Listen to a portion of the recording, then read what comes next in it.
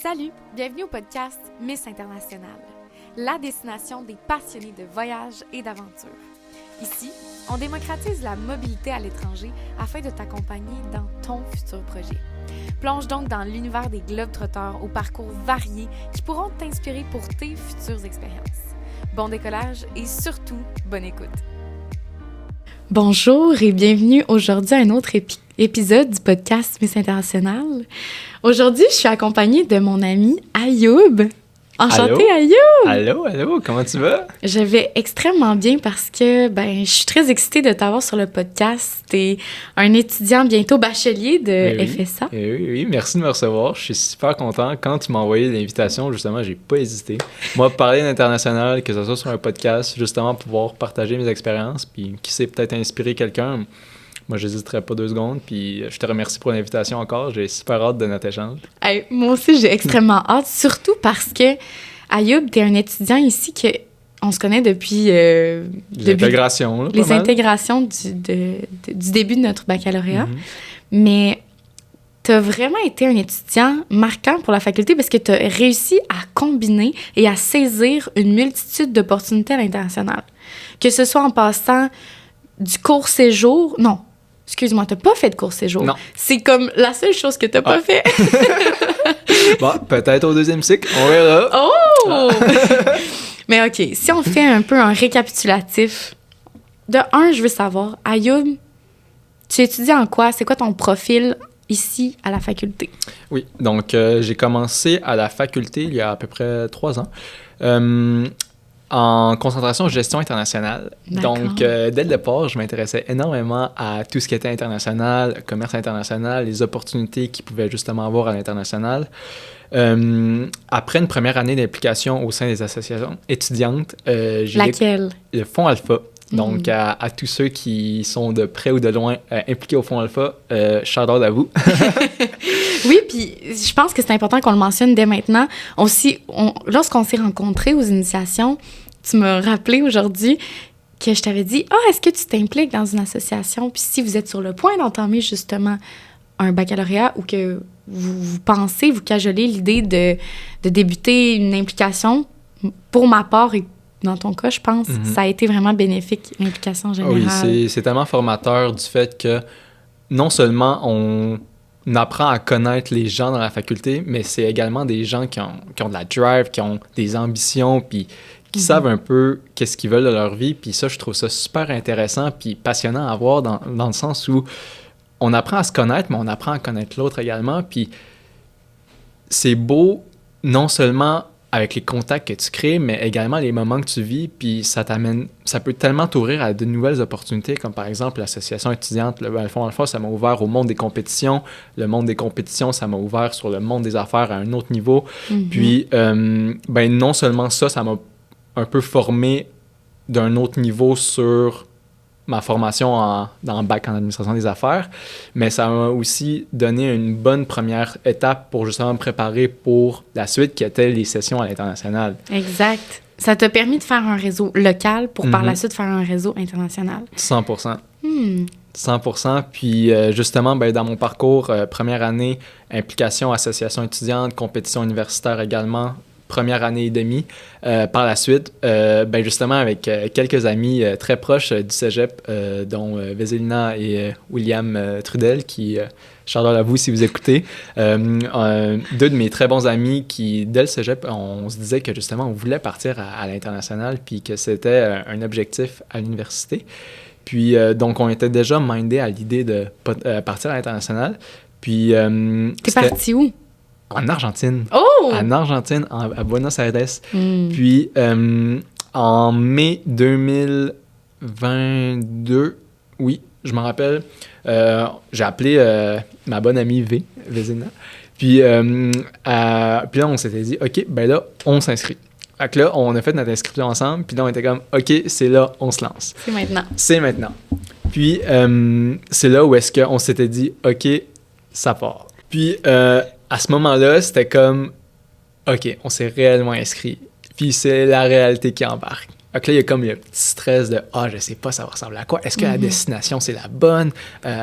à quoi ça va ressembler, est-ce que je vais réussir à me faire des amis, est-ce que les cours, je vais aimer ça, et tout, toutes les questions que n'importe quel étudiant qui part à l'international passe par ce cheminement. T'es probablement déjà passé par ce cheminement également. Mm-hmm. Puis, après toutes les démarches administratives, de base, la faculté nous accompagne énormément dans tout ce qui est processus, non seulement financier et administratif, mais également au niveau culturel. On a des formations qui nous aident un peu à s'adapter avant, pendant et après, ce qui a énormément aidé plutôt.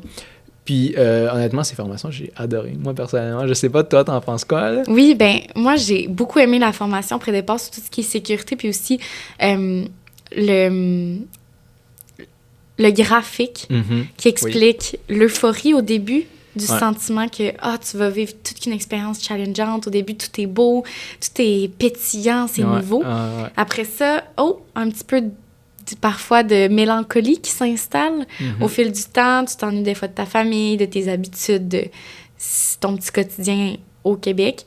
Puis par la suite, ça remonte, puis on s'adapte. Puis on est juste sur un stade de... On est plus aisé dans le quotidien.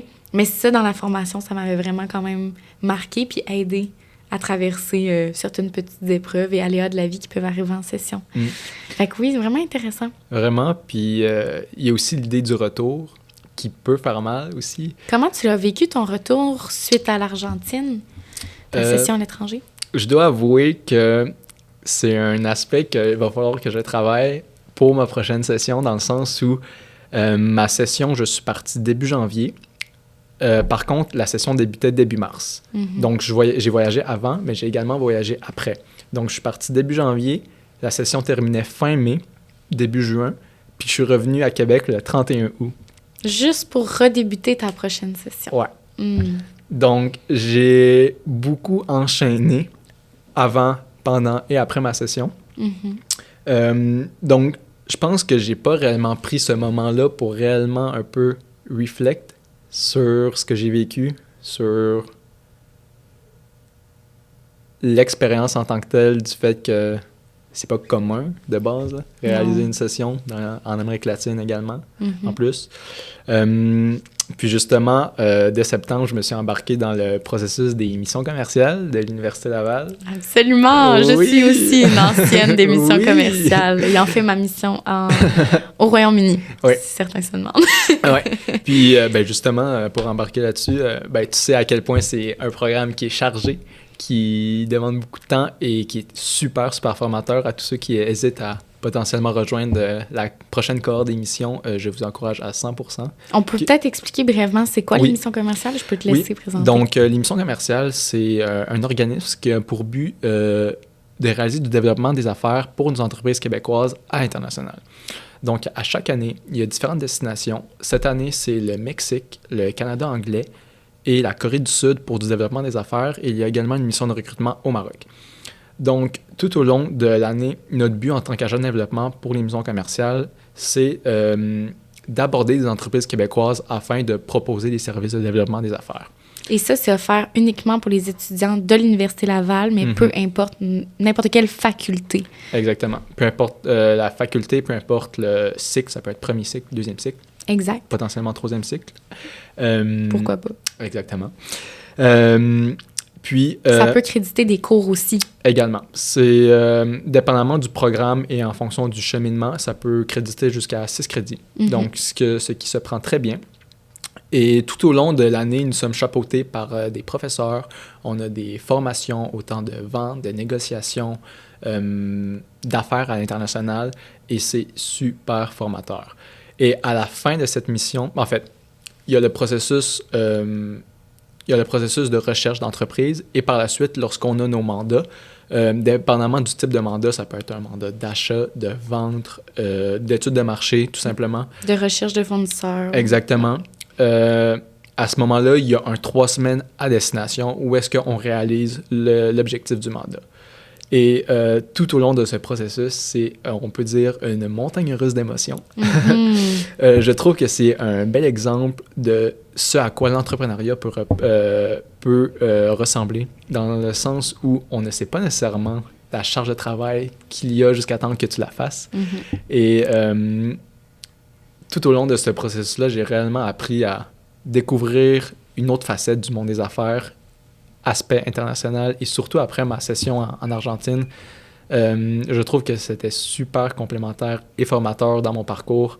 Donc honnêtement, je suis super reconnaissant de l'organisation des missions et également de la faculté pour toutes les opportunités qu'ils offrent aux étudiants. Puis aujourd'hui, au moment où est-ce qu'on tourne, on part dans 1 semaine. C'est incroyable. Oui.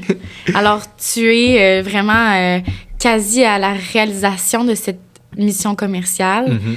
C'est, pour l'avoir vécu, pour ma part, dans un contexte anglophone au Royaume-Uni, il y a la diversité des accents, il y a la complexité de juste donner des suivis à son mandat. Bref, c'est vraiment une implication scolaire qui est intéressante à ajouter à son cursus, qui amène une vision globale des affaires. Puis tu as su saisir ces opportunités-là. De ce que je vois dans ton parcours, c'est plus concentré dans tout ce qui est Amérique latine, donc en Argentine et au Mexique. Dis-moi, je suis curieuse d'en entendre plus sur... Justement, ton mandat va ressembler à quoi en tant qu'agent commercial pour développer des affaires au Mexique? En fait, mon mandat est principalement un mandat de vente où est-ce que je vais au Mexique afin de rechercher des nouveaux clients pour mon mandat.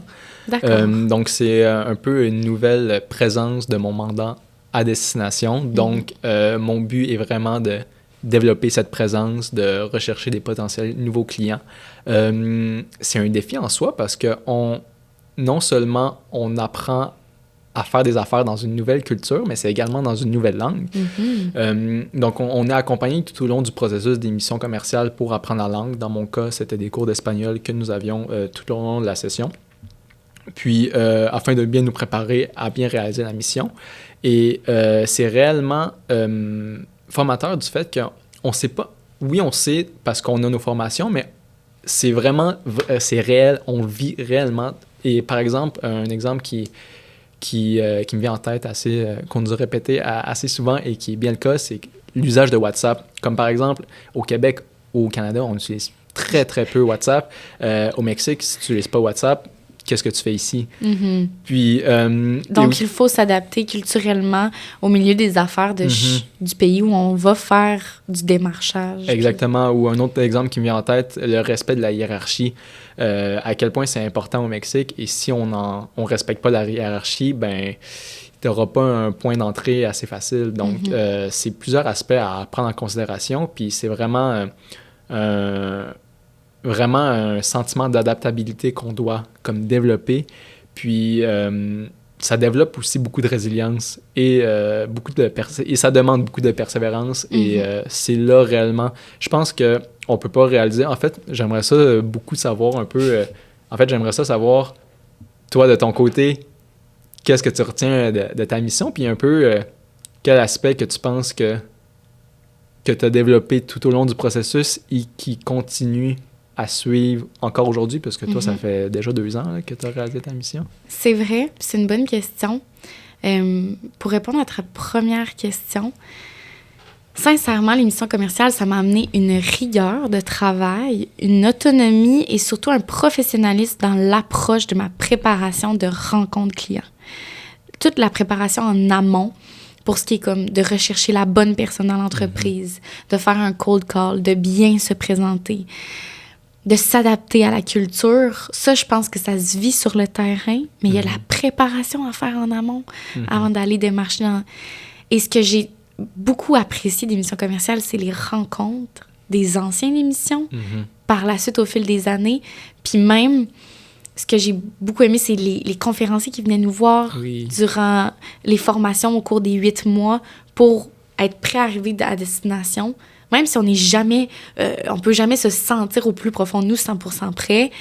Puis on a des fois un sentiment d'imposteur de, bon, je suis étudiante puis j'agis comme un représentant commercial pour une entreprise québécoise à l'international. Mais je dirais que ça m'a changé en tant que personne puis ça m'a confirmé mon désir de détenir une vision globale des affaires.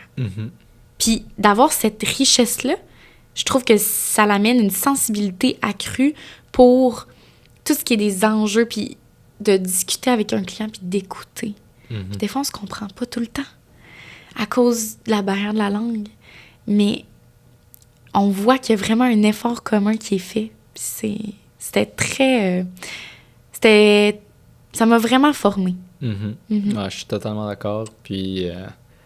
J'ai hâte que tu me racontes ta mission commerciale par la suite aussi, les retombées. Ouais. Là, je suis juste avant, donc je suis comme un peu fébrile, excité. Je sais pas trop c'est quoi qui va arriver. Ouais. Un peu comme dans n'importe quel processus qui est à la réalisation de quelque chose de gros. Exact. Puis ouais, non, j'ai super, super hâte, honnêtement. Hâte de voir les retombées. Puis je pense que je pourrais même pas le réaliser jusqu'à un certain moment, peut-être. Comme ma session en Argentine, dans le sens où je pense qu'aujourd'hui encore, j'ai de la misère à réaliser ce que j'ai fait. Puis c'était quoi en tant que tel, le fait de partir aussi longtemps, puis dans un nouveau pays, apprendre une nouvelle langue, des nouveaux cours, un nouveau système académique, des gens de partout dans le monde. J'aimerais ça que tu nous en parles plus, justement, de ta session en Argentine. Comme, je sais qu'il me semble que tu avais fait un petit voyage humanitaire avant ou après, mais tu sais, décris-nous un peu ton parcours. Puis comment tu as trouvé ça, surtout le volet académique là, en Argentine? Ouais. Donc, je suis arrivé à Buenos Aires en mi-février 2023. C'était à peu près 2 semaines avant le début de mes cours, afin de bien me setter, si je peux dire, et de préparer un peu au début des cours. 1er ou 2-3 mars à peu près, c'était la rencontre avec tous les étudiants internationaux. On était à peu près, je dirais, une quinzaine plus une dizaine d'étudiants espagnols. Donc, c'était une cohorte qui était un nombre assez raisonnable, pas énormément d'étudiants, mais assez pour qu'on puisse connecter avec différentes personnes de partout dans le monde. Il y avait quand même plusieurs Français, Espagnols comme j'ai dit, il y avait des Dutch, il y avait des Italiens, il y avait des Russes également. Donc, c'était réellement des gens de partout avec des horizons complètement différents. Puis, ce qui était spécial, c'est que j'étais le seul Nord-Américain. Wow! Donc, incroyable! Oui. Donc, pour moi, c'était vraiment des horizons complètement nouveaux.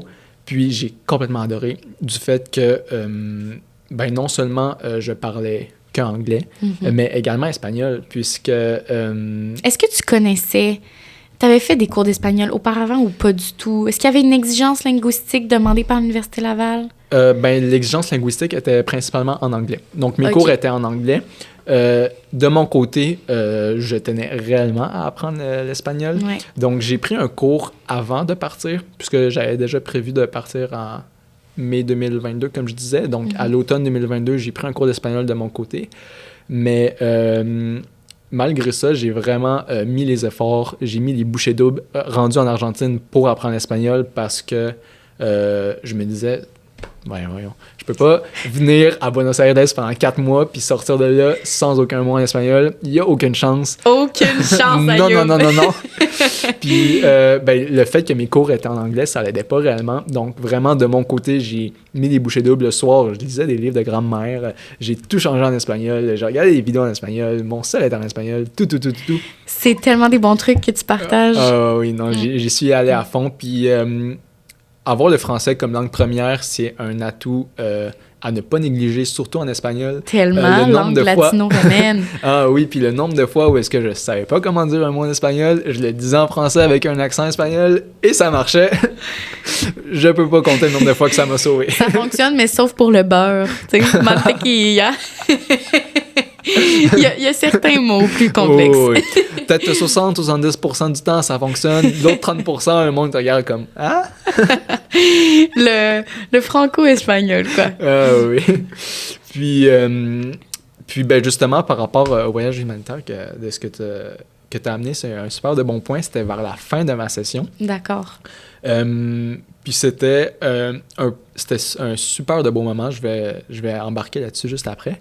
Mais c'était également un moment qui était, je dirais, formateur sur l'aspect linguistique, du fait que j'apprenais l'espagnol par moi-même et tout.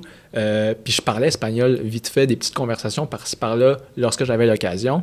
Mais c'est sûr que l'anglais, c'était ma langue première rendue là-bas, du fait que j'interagissais principalement avec les étudiants internationaux.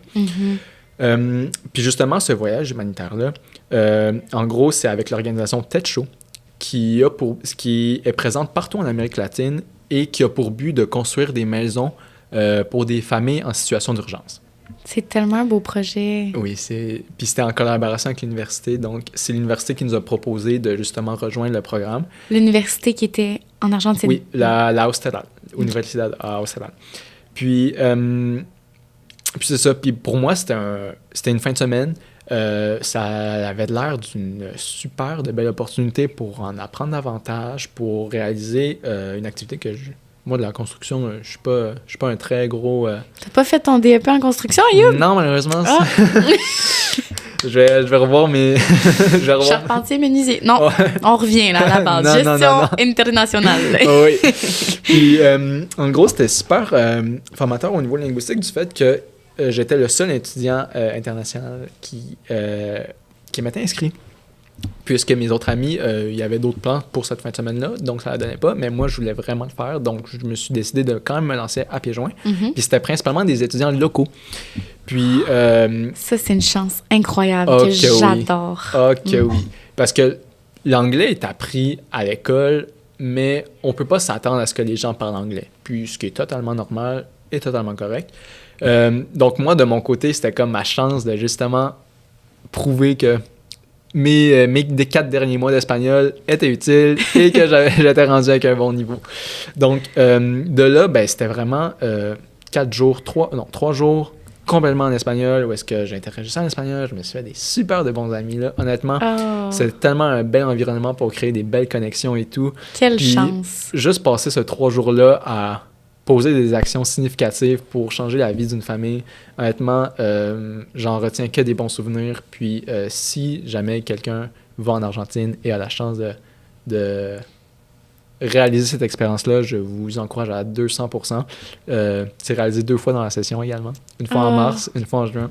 Donc, j'adore l'idée parce que tu me donnes juste envie, Ayoub, d'aller en Argentine à la base parce que j'ai vu tes photos de voyage et ma foi, c'était magnifique. Et aussi de redonner aussi à la communauté de cette manière. Je trouve ça magnifique. Ouais. Puis ce que ça demande, c'est principalement du temps puis de la volonté, rien de plus. Là. Puis... Tu n'avais pas besoin de parler espagnol à la base. Non. C'est un atout que tu avais. Oui, exact. Puis, même si quelqu'un ne parle pas espagnol, les Argentins sont super chaleureux, super chaleureux. Même s'ils ne parlent pas anglais, ils vont essayer de t'aider, ils vont essayer d'une manière ou d'une autre. Là. Puis, honnêtement, j'en retiens que des bons souvenirs. C'est fou les connexions que j'ai créées là-bas. Puis, justement, c'était mon dernier week-end en Argentine. Après ça, je me dirigeais vers le Brésil. D'accord. Puis... ouais. Le Brésil, je suis comme, ça me fait rêver, Rio de Janeiro. Oh oui, c'est fou. Puis j'étais tellement triste de partir du fait que, ben justement, c'était un groupe soudé qui s'était fait. C'est le même groupe avec qui j'étais pendant la fin de semaine. Ben oui. Puis justement, ben eux, ils ont continué à se voir après et tout. Puis là, j'étais comme, non, je peux pas venir, je suis pas là. Puis là, comment t'as vécu ça? Est-ce que si c'était à refaire, tu resterais un petit peu plus longtemps avec tes amis ou là, tu te sentais prêt à partir à l'aventure seul? Hey, c'est une question difficile. Du fait que ça peut tellement dépendre de chaque personne puis de chaque destination. Et de chaque groupe d'amis que tu 100%, là, dans le sens où moi, j'ai adoré mon expérience. Je serais 100% resté plus longtemps. D'ailleurs, j'y retourne dans 2 mois. En Argentine. Tu retournes? Oui. Ah, petit chanceux. Ah oui. Donc, c'est sûr que ça dépend. Puis, parce qu'on peut pas prévoir d'avance qu'on va aimer une destination, mais...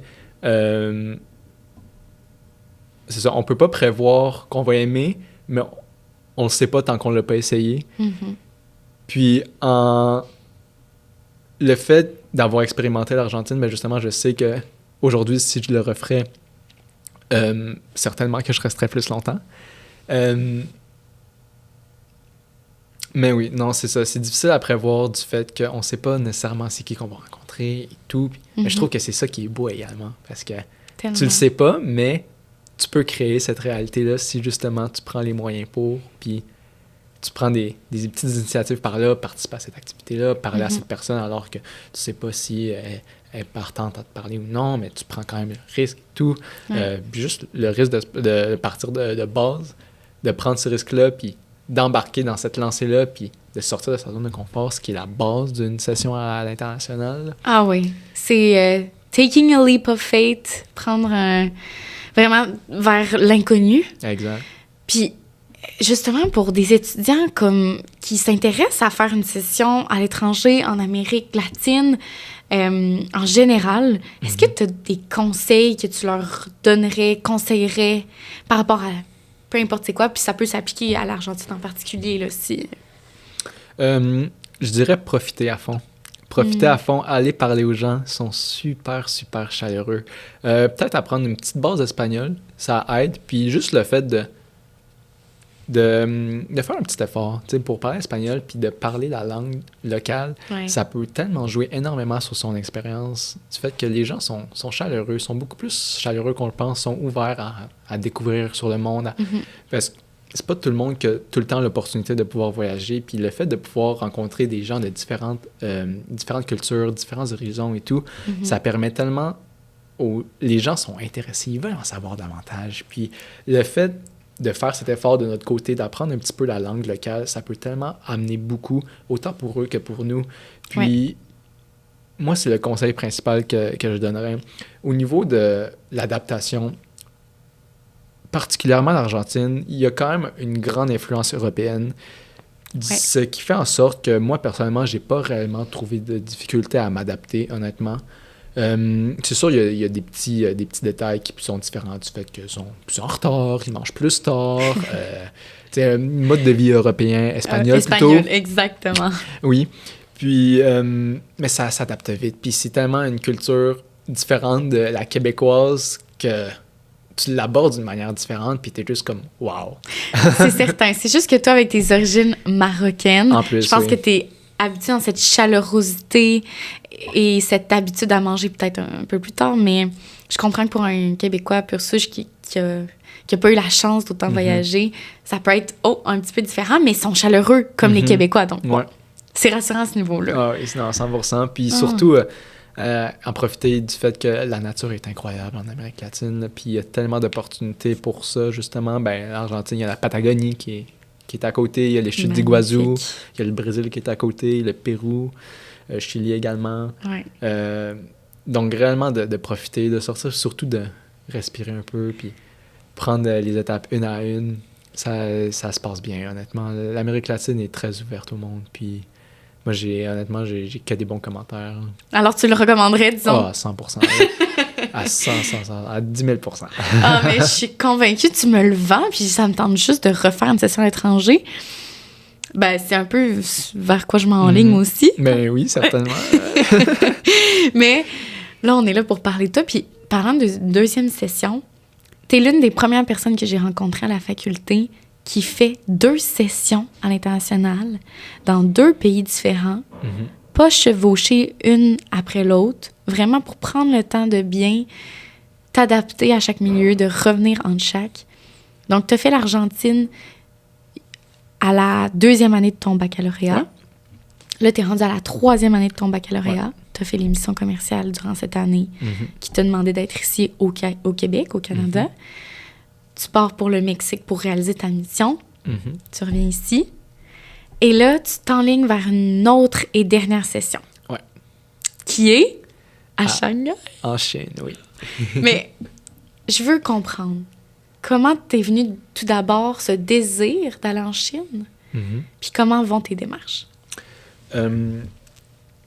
En fait, quand je suis revenu d'Argentine, j'ai appris qu'il y avait possibilité de réaliser une 2e session dans le cadre du baccalauréat à une destination différente, ce que je n'étais pas au courant au début en partant en Argentine. Ouais. Considérant cela et le fait que je voulais réellement réaliser les missions commerciales, j'ai dû adapter un peu mon cursus scolaire, puisque de base, mon plan était de terminer. Aujourd'hui, je serais déjà bachelier, j'aurais déjà terminé, mais considérant la possibilité de réaliser une 2e session et la variété des destinations qu'il y a à FSA et Laval, pour moi, c'était juste un no-brainer, si je peux dire, de « ben vas-y, tu y vas à fond, tu as l'opportunité, go for it ». Oui, donc, surtout que en réalisant des sessions étrangères, c'est comme c'est la discussion que j'avais ce matin avec Philippe Leblanc, de la série. Il disait, c'est une free pass, c'est comme un hack dans la vie parce que tu as du financement, tu as des bourses que le Bureau de la mobilité internationale t'offre pour réaliser des études à l'étranger. C'est fou. Quelle chance incroyable. Tu es en train de capitaliser puis d'investir en toi, puis ta débrouillardise à l'international. Par rapport au soutien financier, c'est tellement un aspect à ne pas prendre pour acquis. Du fait que j'en parlais avec des amis français qui, eux, dans leur cursus, c'est obligatoire, des fois, de réaliser une session internationale. Puis, quand j'ai mentionné que, justement, on avait un soutien financier, pour eux, c'était comme « Quoi? Vous avez du soutien financier? » Oui. C'était juste un élément qui était comme « OK, ben nous, c'est zéro le cas. » Ça dépend de quel... Parce qu'en Europe, disons, les Erasmus, ils ont... les gens de la... Disons, les Allemands, eux, il y avait un petit peu plus d'argent pour le Erasmus. OK. Donc, il y avait environ 900 € au total pour la session. Quand même. Tu sais, c'était mieux que rien. Ouais. Il y avait un certain montant par mois d'euros. Si je me trompe pas, c'était 300 € par mois durant la totalité de leur... C'est sûr, ça aide, ouais. Bon, c'est un exemple qui peut varier d'année en année selon la destination, le pays, en Europe, etc. Mais pour mon cas, quand j'étais à Lisbonne dans ma session, c'est ce que mes amis m'avaient expliqué. Ah, ben c'est bon à savoir. Comme ça, je généralise pas. Non, mais on peut pas tout savoir. Puis, tu sais, ça se peut que dans leur cas, ça soit différent. Tu sais, peut-être que le salaire de leurs parents, je sais pas comment ça fonctionne, fait en sorte qu'il est trop élevé puis qu'ils pouvaient pas avoir accès à ces montants-là. Mais c'est vrai que nous, on a une chance incroyable parce que les donateurs ici à l'Université Laval sont généreux. Il y a beaucoup de bourses pour des bourses pour partir en session étrangère. Puis il faut sauter sur l'occasion. Oui. Puis justement, ben, pour continuer, après avoir appris ça, que je pouvais repartir, ben justement, je regardais comment est-ce que je peux agencer ça avec l'émission commerciale que je voulais vraiment réaliser. Puis avec une rencontre avec Sabrina, notre conseillère à la mobilité sortante, ben on voyait les potentielles destinations, puisque le fait que je réalise ma session, une deuxième session dans le cadre de mon bac, ce n'est pas avec le profil international, c'est en entente générale. Donc il y a moins de choix et je n'ai pas la priorité sur les destinations, ce qui est totalement correct et normal. Ah ben oui. Du fait que j'en ai déjà réalisé une, il faut laisser la chance à ceux qui veulent se lancer. Puis, il y avait tout de même plusieurs destinations. Il y en avait en Europe, il y en avait en Amérique latine, il y en avait en Asie également. Puis pour moi, l'Asie, c'était comme mon prochain... continent. Exactement, ma prochaine grande cible, si je peux dire. Puis, je voyais les différentes options. Il y avait Hong Kong, il y avait le Japon, il y avait la Chine. Puis, je savais pas trop réellement quel pays qui me parlait. Puis, ben justement, Sabrina m'a parlé de son expérience à Shanghai qu'elle a eue il y a à peu près, il y a quelques années. Elle a réalisé un court séjour de 6 à 8 semaines, si je ne me trompe pas, à Shanghai. Et elle m'a parlé de à quel point c'était incroyable, à quel point c'était formateur. Puis juste à quel point c'est un autre monde, mais un monde que tu veux découvrir. Puis ça m'a tellement ouvert les yeux, ça m'a mis les étoiles aux yeux. Puis j'ai comme, OK, ben j'hésite pas, go. Puis à ce moment-là, ben j'ai pas hésité, je me suis dit, OK, ben je vais m'embarquer à Shanghai. Puis non seulement la destination, mais également les cours. Les cours sont incroyables. Moi, juste avec l'intérêt que j'ai pour le commerce international, l'idée d'avoir des cours d'administration des affaires et de gestion internationale, mais le tout relié à l'économie en Chine, au commerce en Chine, qui est une des plus grandes puissances mondiales économiquement parlant. Pour moi, c'était juste un atout à ne pas négliger, autant pour ma carrière professionnelle que pour moi personnellement, du fait que c'est un autre monde total dans le sens où mes applications de la vie de tous les jours du style Messenger, Instagram, Google, ça ne marchera pas là-bas. Donc, il va falloir que je m'adapte complètement. Puis c'est comme une nouvelle vie que je vais devoir me recréer, si je peux dire. Oui, vraiment. Il va falloir que je me réadapte de zéro. Puis j'aimerais également me lancer le défi d'apprendre une bonne base de mandarin pour continuer mon apprentissage par la suite ici en revenant à Québec. Donc... Tu vas être polyglotte avec tout ça. Ouais. Oui, je me rapproche. Mais c'est ce à quoi j'aspire également aussi. Là. Pour moi, c'est un des aspects que l'Argentine m'a amené, cette passion pour les langues et à découvrir l'autre, le prochain, la culture. Puis j'ai envie de continuer sur cette lancée-là également. Puis l'opportunité de pouvoir repartir dans le cadre de mon bac, pour moi, ça a une valeur que je peux pas définir.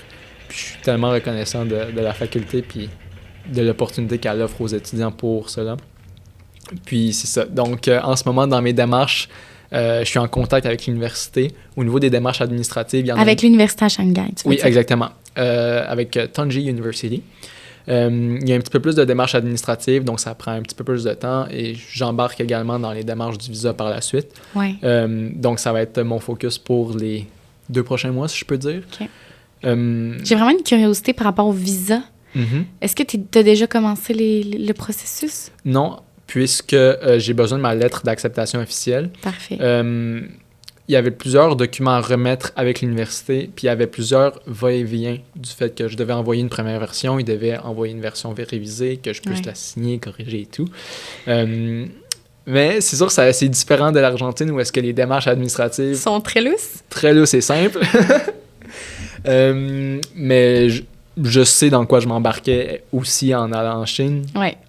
Puis je pense que ça fait partie de l'expérience. C'est ça qui m'excite aussi du fait que oui, il y a des défis que je m'attends pas à ce qu'ils viennent, mais juste l'idée de pouvoir les surmonter, puis de pouvoir, quand que je vais être dans l'avion, je sais pas exactement ça va être quand, on va dire fin août, que ça va être fait, que je suis prêt à partir et tout, puis que je me dirige vers Shanghai pour une nouvelle aventure. Pour moi, juste cette idée-là me motive tellement, puis j'ai hâte de voir ce que la Chine me réserve, honnêtement.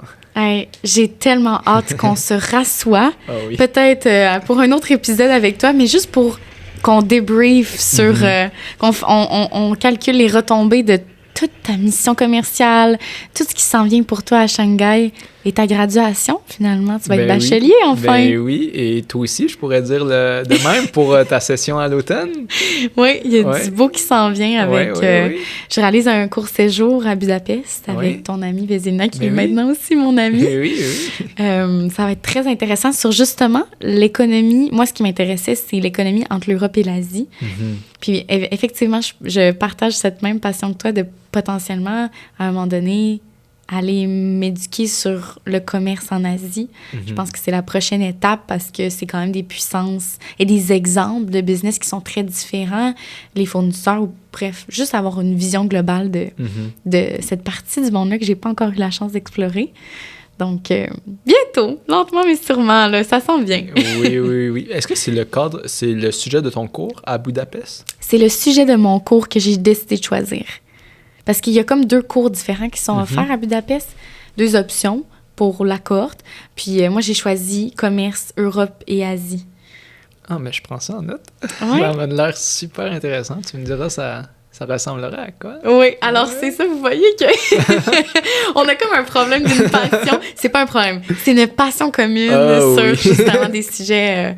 Puis non, c'est plaisant. Puis je te dirais comment c'est ESCA, un campus français qui ont 5 campus dans le monde, et il y en a un à Shanghai, pour ton information. Oui. Je l'avais considéré, malheureusement. C'est pas disponible en entente générale. Mais si jamais quelqu'un hésite potentiellement à la Chine pour une première session en profil international, ESCA est disponible. Donc, qu'est-ce que tu veux dire pour entente générale? Du fait que, en fait, si tu pars en première session à l'international, il y a la possibilité d'avoir la mention profil international sur ton diplôme si tu réussis tous tes cours et que tu réalises ton semestre d'études à l'international. Oui. L'université a également des ententes générales. Qui offrent la possibilité aux étudiants de partir à certaines universités. Mais en fait, je suis pas assez renseigné sur les démarches administratives pour pouvoir bien expliquer c'est quoi la différence entre les ententes générales et les ententes de profil international. Mais je pense que tout ce qu'il faut retenir de ça, en gros, c'est que c'est des ententes différentes qui permettent à des étudiants de partir dans certains cas et d'autres non. Ce qui fait en sorte qu'il y a certaines universités où est-ce qu'en entente générale, c'est possible et d'autres non. Puis dans le cas d'ESCA, il n'y avait pas une entente générale, mais à Tongji University, c'est disponible. Et dans le cadre d'une réalisation d'une 2e session, dans le cadre d'un bac, je suis un étudiant qui part en entente générale. D'accord. Ben, merci Ayoub d'avoir pris le temps de venir nous discuter de ton parcours. Super inspirant, très riche en culture, je dirais. Puis je te souhaite une magnifique mission et surtout une belle session à Shanghai. Merci, puis merci pour l'invitation. Merci de me recevoir. Ça me fait plaisir. Moi, de mon côté, je te souhaite un excellent court séjour à Budapest. Oui. Oui. Très excitant ce qui t'en vient pour toi. Mm-hmm. J'ai hâte de voir vers où ça va t'amener. Ben merci, on se tient au courant. Certainement. Au prochain voyage. Eh oui! À bientôt tout le monde. À bientôt. Si tu as apprécié cet épisode, je t'invite donc à le partager et à laisser un commentaire afin de faire bénéficier davantage des curieux comme toi. Retrouve toutes les informations pertinentes ainsi que les liens dans la description de cet épisode. Et surtout, assure-toi d'être abonné au podcast Miss International qui est disponible sur Spotify, Apple Podcasts et YouTube afin d'être à l'affût des prochains épisodes. On se dit à très bientôt!